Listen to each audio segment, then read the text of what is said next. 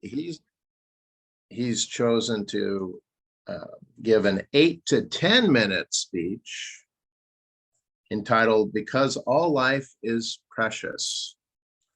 Because all life is precious, David Mayer.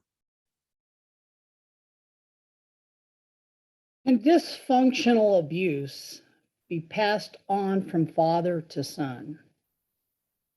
I want to discuss a moment in my life at the age of 11 or 12 when I had to explore that very question.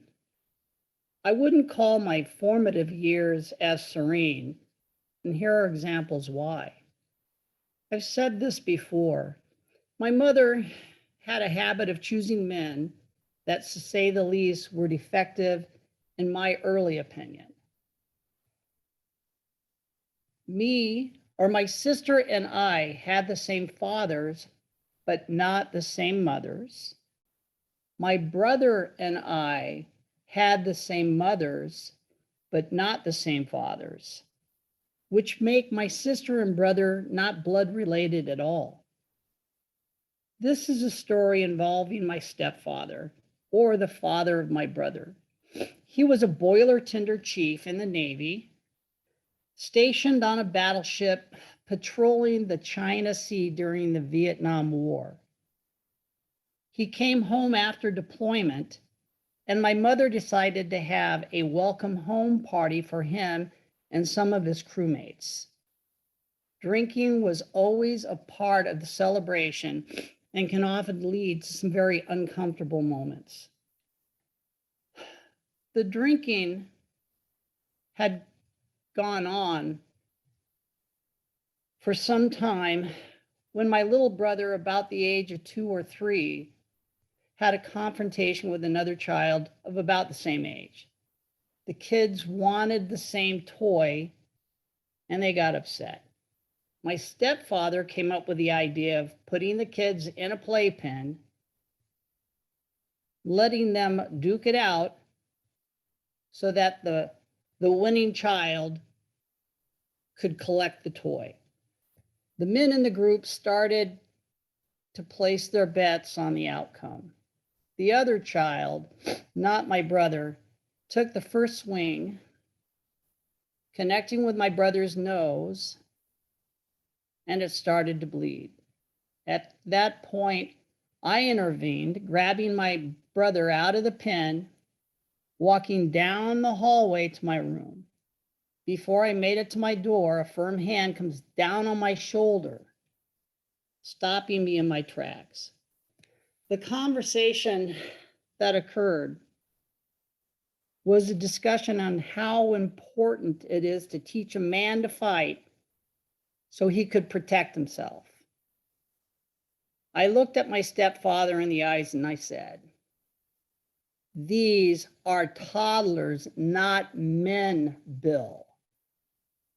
I didn't call my stepfather father, and he let me go with my brother to my room. I cleaned my brother's nose, and I pulled out some Matchbox cars to play on the floor. I continued to keep thinking as to why this could happen. I had learned by that age not to start a conversation with a drunk. So I waited a few days and approached Bill in the morning. I asked, "Why do you teach a child to fight?" He answers, "Because that is the way my father taught me." In a vulnerable moment, my stepfather spoke of how his father would come home after a late night at the bar, rouse him out of bed to start fighting in the front yard, to make a man out of him. My stepfather left home at the age of 17 to join the Navy using a false age certificate. He did start his manhood early. Abuse by my stepfather continued at home, mostly to my mother. Fortunately for the family, the marriage didn't last more than just a few months. I grew up at that point to be more of a father to my brother than a brother. I coached his little league team, and we enrolled into a martial arts studio practicing Shaolin Kung Fu, Jiu-Jitsu, and Aikido. The styles that we practiced was that of the tiger, the crane, the leopard, the snake, and the dragon, here characterized by Bruce Lee, although he taught Wing Chun. The Shaolin Temple tended to move around a bit, and the crane style and the dragon style went overseas to Japan. There it had influence in many forms, karate do, ninjutsu, and I studied, along with my brother, 2 other styles of martial arts. Jiu-Jitsu and Aikido, both trying to imbalance your opponent, throwing them and pinning them to the ground. I learned hard and soft blocking systems. As part of the hard blocking system, we would work on a wooden dummy to toughen our bones and desensitize our soft tissue. That led to the only style I chose not to move towards, the iron crotch. You can only take your training so far. So let me escape out of here.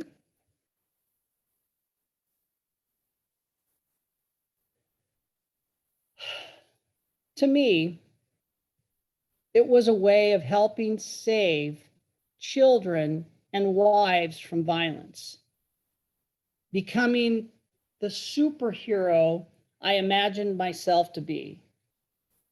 John, my brother, stopped the martial arts classes at the rank of blue belt with green stripe, but I continued on, achieving the rank of 4th Dan, a black belt with 4 stripes, and a title of Sifu, which translates in both Chinese and Japanese, learned instructor approaching mastery. My body had become a deadly weapon. But have I become my stepfather? Have I become and had been encouraged to be that person I questioned so many years back? Now, understanding that alcohol can lead down a treacherous path, I always remind myself of my training and the most important lesson I learned that my stepfather never quite got, that the ultimate goal in martial arts is not to fight at all. It is known as the Warrior's Code and goes like this: avoid before block, block before strike, strike before maim, and maim before kill, because all life is precious. The code travels down from most to least important. If you can avoid a fight, that is the highest aspect of the code, coming first above all others, because all life is precious. Mr. Toastmaster. Thanks so much, Dave. Everyone